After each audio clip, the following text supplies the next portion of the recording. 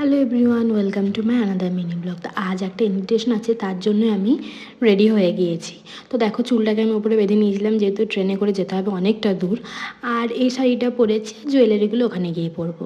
আর সুদীপের তো 2 মিনিট লাগে রেডি হতে, ও কমপ্লিট হয়ে গেছে রেডি হয়ে। তো চলো ফট করে বেরাবো। বেরিয়ে একটা অটো নিয়ে নিয়েছি, নিয়ে আমরা বিধাননগর স্টেশন, বিধাননগর থেকে যাব হচ্ছে হাবড়া। হাবড়া স্টেশনে নেমেই টোটো নিয়ে নিয়েছি। আর টোটোতে যেতে যেতে আমি জুয়েলারিগুলো পরে নিয়েছিলাম আর চুলটা খুলে নিয়েছিলাম। বিয়ের বাড়ি বলে কথা, একটু তো ঠিক হতেই হবে, তাই না? আর এই যে পৌঁছে গেছি, গিয়ে এদিকে বর বউয়ের সাথে আমরা দেখা করে এসেছি। এসে হচ্ছে স্ন্যাক্স যেগুলো ছিল সেগুলো একটু খাওয়া দাওয়া করেছি। তো চলো বর বউকে তোমাদেরকে দেখাই। এটা হচ্ছে কিষাণু, ওরই রিসেপশন পার্টি ছিল।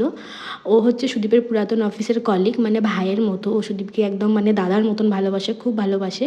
ওরা সবাই আগের অফিসে একসাথে জব করতো, এখন সবার অফিস আলাদা, কিন্তু ওদের মধ্যে সম্পর্কটা খুবই ভালো, মানে বন্ধুর মতো, দাদা ভাইয়ের মতো সম্পর্ক। আর এটা হচ্ছে কৃষ্ণেন্দু, মানে সুদীপ ওকে পুষ্পা বলে। মানে পুষ্পা সিনেমা বেরাবার আগে 2016 কি 17 সালে সুদীপ ওর নাম পুষ্পা দিয়েছিল, তখন তারপর তো পুষ্পা সিনেমা বেরোনোর পর ও ফেমাস। আর এদিকে চলো জিজ্ঞেস করি বর বউকে ওদের বিয়ে করে কেমন লাগছে। বলো, বিয়ে করে কেমন লাগছে? এখনো পর্যন্ত খুব খুশি। তোমার কেমন লাগছে?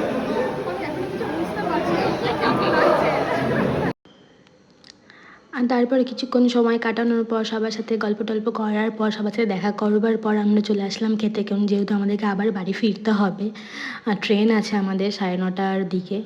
তো আমরা এখানে খেতে বসে গিয়েছিলাম। আর আমরা যেহেতু মাছ মাংস খাই না, আমি বিশেষ করে ভেজিটেরিয়ান, তো সেজন্য আমি এই খাবার খাচ্ছি। তো খাওয়া দাওয়া করে আবার সবাইকে দেখা করে আমরা বেরিয়ে গেছি।